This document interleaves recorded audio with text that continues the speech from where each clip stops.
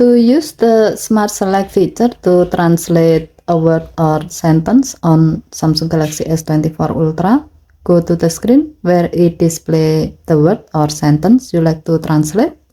As the example, we will use it to translate a sentence we found on the internet. Next, remove your S Pen.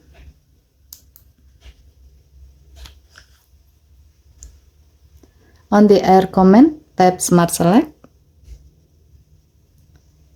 Draw around the sentence. Tap more icon or 3 vertical dot icon below the selected area. And then tap Translate on. Since the translator on this phone is set to automatically detect the source language and translate it to English, you can see that the sentence in the selected area has been translated to English.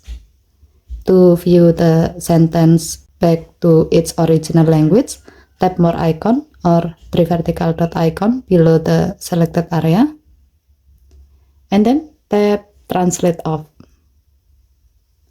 Okay, thank you for watching. Please help to like and subscribe. Have a nice day.